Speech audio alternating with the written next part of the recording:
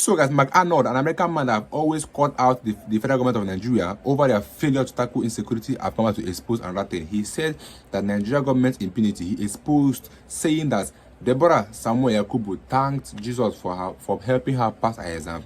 She was burnt alive, none punished. Nnamdi Kanu broadcast truth from London critical of the Nigeria regime. He was illegally abducted, run through a bogus trial, and is serving a life sentence in Sokoto. Ngoshe refugees were assured by the government it was safe to return and paid to do so. Weeks later, they were massacred with hundreds abducted into slavery. Meanwhile, an imam offers a 2 million naira bounty on a pastor's head for evangelizing in the north. No official condemnation. Killers get a government-sponsored rehab vacation. Survivors got nothing but abuse.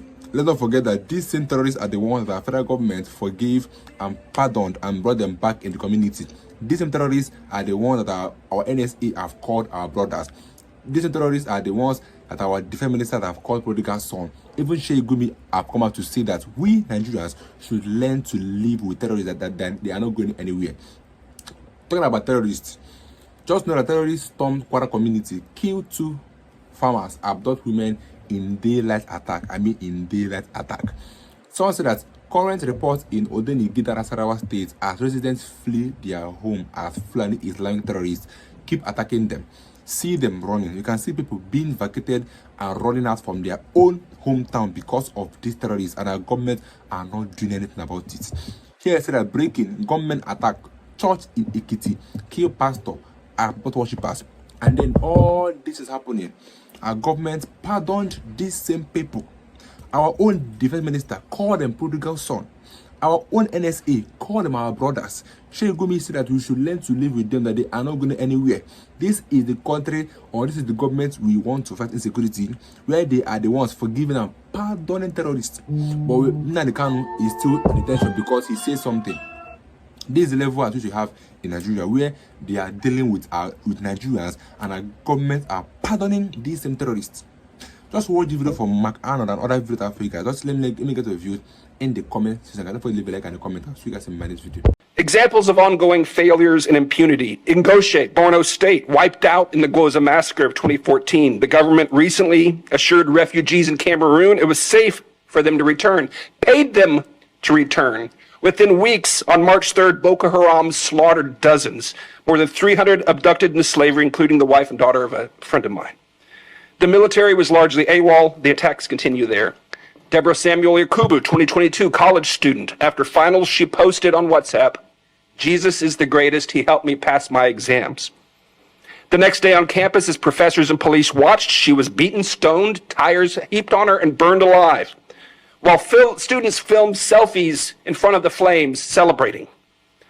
The deputy imam of the National Mosque, who performed President Buhari's daughter's wedding, publicly justified the killing within 24 hours on his own Twitter account. No one was punished. Nnamdi Kanu, British Nigerian broadcaster from London, illegally abducted from Kenya, tried under a defunct law, now serving life in Sokoto prison for words spoken in Great Britain. Meanwhile, the northern imam just recently offered a 1 million naira bounty for the head of a pastor, then doubled it to taunt his critics. No charges, no condemnation from officials.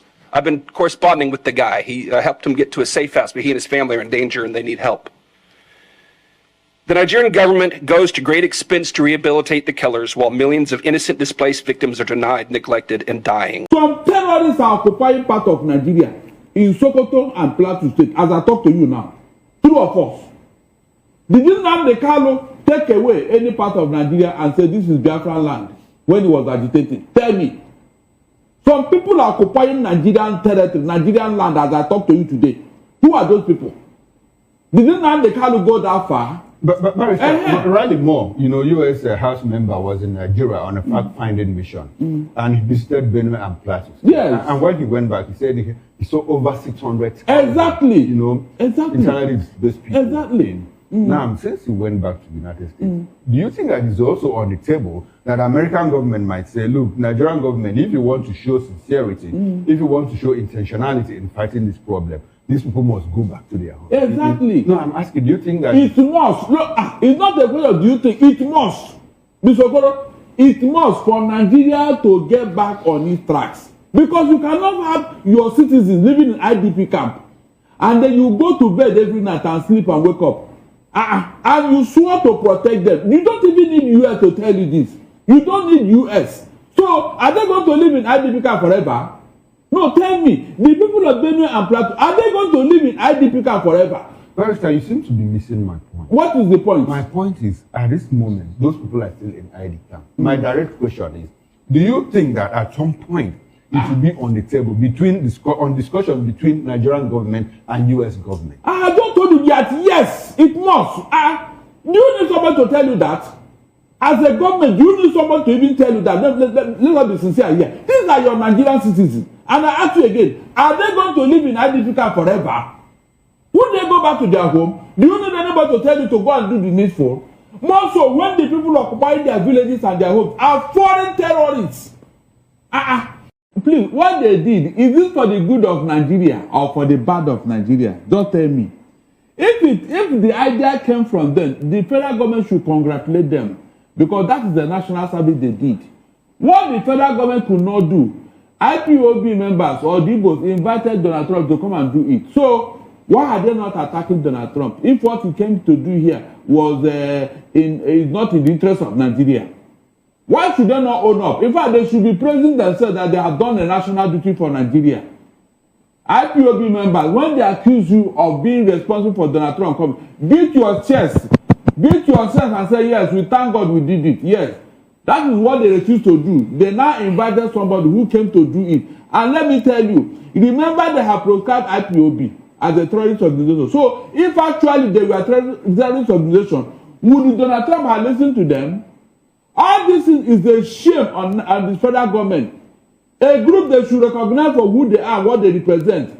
You are not demonizing them, vilifying them. But elsewhere, outside here, they are recognized. So if they accuse you that you are the one that brought Donald Trump, beat your chest and say, yes, we did it. And he came for the good of Nigeria. Okay. All right. Nnamdi Kanu was wrongly jailed. Seriously. His rights and everything was flagrantly disobeyed. The man who was so ebullient, who was so happy to go and kidnap Nnamdi Kanu from Kenya, is now facing the same thing that he accused Nnamdi Kanu of. Can you imagine? Can you just imagine this poetic irony in life? You can see. Whatever you sow, you reap. If somebody had told Malami that you go through this thing one day, he wouldn't have believed it. The very man who orchestrated Nnamdi Kanu's kidnap and all that, even when the court said he should go, that Nnamdi Kanu should, Malami insisted that Nnamdi Kanu must be brought back and face some spurious charges.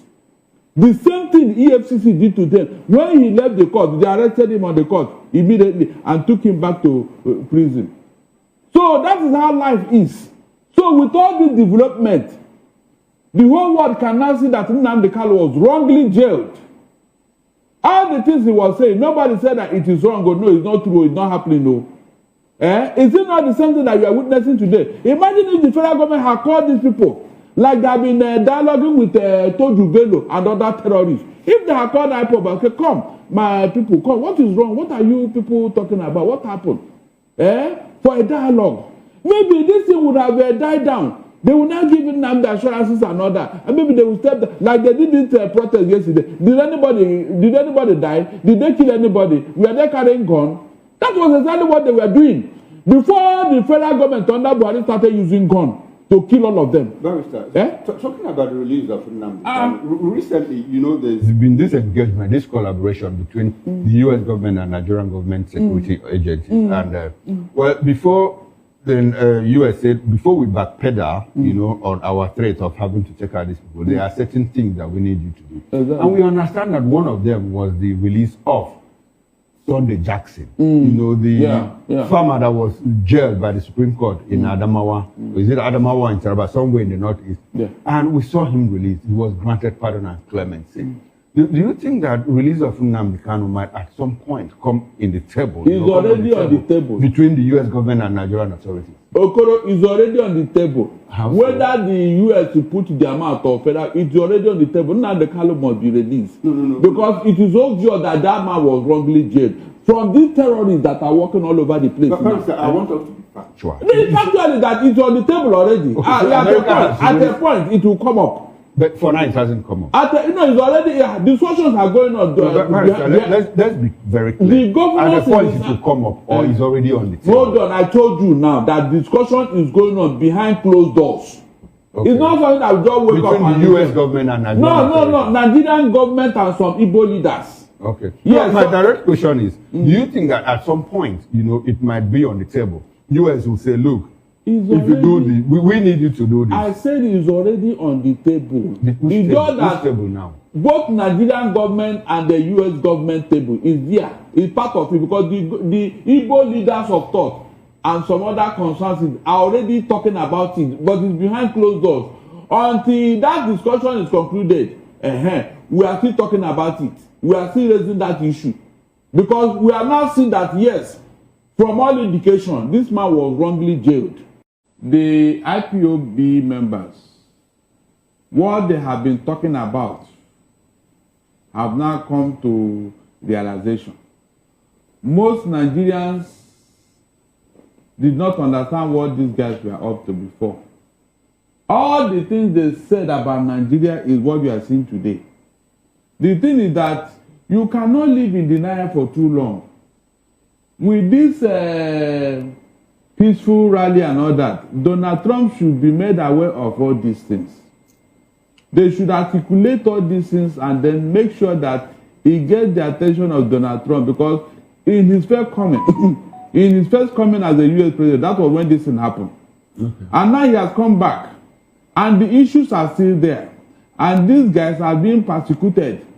So Donald Trump should be made aware. And the Nigerian states, in fact, I should say that it is a shame on them. Because what these guys stood for, what they have been talking about, is what the same Donald Trump have come to address in Nigeria. You can imagine. Is it not irony that the same man they were commemorating his inauguration and all that is the person that have come to save Nigeria? So on that score, the Nigerian state should carry the shame and recognize these guys for what they were talking about. If they had listened to them, maybe Donald Trump wouldn't have come. Okay, now. The earlier APC government take away political sentiment out of this matter, the better. Because even if APC leaves office tomorrow, the next government will inherit this problem. So the earlier they release Nnamdi Kanu, the better. Let them stop all the political sentiment that within Nnamdi Kanu's release, we will not have our way in the Southeast. He will be dominating the... Those things are lost. They are secondary. The important thing is that Biafra land or whatever, or IPOP, is in the mind of the Igbos as I talk to you today. These other people that have done worse since Mr. Okoro, what have you done to them? That is the first question. What Nnamdi Kanu was doing and what the people have done so far, which one is better? It was the activities of these people that made Donald Trump to come and bomb Nigeria. Didn't Nnamdi Kanu invite Donald Trump to come and bomb Nigeria? So you should be considerate in whatever you are doing. That is what I'm saying here. These people have done worse things that everybody can see. Yet, they are being pampered. They are being behaving as if it is their right, you know. But Nnamdi Kanu was agitating for what? Self-determination. Is that not the cause of the matter? Did they ransack any village? Did they say that Muslims will convert to Christians before he can lay down his agitation? No! A simple matter that is not recognized by the United Nations. That is why no other country in the whole world have seen IPOP as a terrorist organization, except Buhari's government. So what does that tell you? That is where injustice comes in. You pamper your people who have been killing and maiming and destroying people's land and property.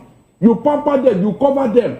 But one young man who said, no, what you are doing to us is not good. We want self-determination. You now judge him. Is that fair? Okay, all right. No country in the whole world has seen IPOB as a terrorist organization. Now, it is an embarrassment on the part of the federal government that a group they proscribed is now influencing a whole world power to carry out action in Nigeria. A very big embarrassment. They shouldn't even say this. If they have wisdom and intelligence, they should not say this thing. This is a group we proscribe. So how is America listening to them? And to come to it, what Donald Trump came to Nigeria, is this for our own good or for our own bad? The man came to help us to do something nobody could have done in the last 15 years. Please, is this a bad omen for Nigeria? That is the question. Because I know that if Donald Trump did not do what he did, maybe what we are seeing today wouldn't have happened. Because all of a sudden, the federal government have woken up against the terrorists. Is that not true? There are activities now against them. So who made it possible? When people want to talk, please let them reason. Let them reason. Those people who want to reason before you talk. If I thought it was IPOB that did it, what they did, is it for the good of Nigeria and the federal government or not? And so, if it is for them, why is it that the federal government is not challenging Donald Trump? Say, why did you bomb Nigeria? Who told you to come? That is how to start, and not to be talking anyhow. So I should sit down here and condemn IPOB. If I thought they are the one that did it, what they did, is it for the good of Nigeria? That is the first question. If you answer that question, you can go ahead and talk. By the way, if you have done the needful, will Donald Trump come in? If you have done what you're supposed to do as the federal government to protect life and property, will anybody even enter Nigeria? Both terrorists and Donald Trump, will they enter Nigeria? So please, when they want to talk, let them reason before they talk, so that some of us will not interrogate it. That's what I'm saying here. This is what's happening in Nigeria, and our government called these terrorists our brothers. They call them prodigal sons, and Sheikh said that we should better learn to live with them, that they are not going anywhere. That they are not going. Let's not forget that people have ever come out in the government to say that their bomb cannot get to where these people are in the forest. But we know how many times that they have reported that this same bomb, have killed so many civilians, have killed so many citizens by mistake. But all of a sudden, the bomb cannot get to where the terrorists are. And these terrorists are even parading. I even saw another one that we are doing protests. They were doing protests that the government are killing them. Terrorists in Nigeria are doing protests that the Nigerian government are killing them. This is the level at which this government don't even rate Nigerians anymore. A terrorist was protesting that Nigerian government, we are killing them. And our government are arresting people that owns a gun to defend themselves, but our government are not arresting these terrorists that have guns. How were they able to get guns? I mean, AK, if each of them have AK-47, how were they able to get these ammunition? How were they able to get this gun? Who are the ones sponsoring them? Who are the ones giving them those ammunitions? These are the things that they need to tell us so that we can know what is happening in Nigeria, because it's not getting too much that our government thinks that we are jokes in this country, because they know that we are not going to do anything. NSA called terrorists our brothers. The first minister called them prodigal son. Sheikh Gumi said that they are not going anywhere, and we are all in the same countries tackling this insecurity. And our government are busy forgiving over 700 terrorists. 700 terrorists were pardoned under this APC government. And we all know that even by the government, they even forgive, or they rehabilitated over 300. Now they are forgiving 700. That means the terrorists can go ahead and do what they want to do, because they know that the government will forgive them. There is no action for the government that will make them to stop what they are doing. Rather, there are still reasons to continue what they are doing, or what they are doing. Because if they can kill and go free, they continue to kill and they will still go free. Let me get your views in the comment. I'll see you guys in my next video.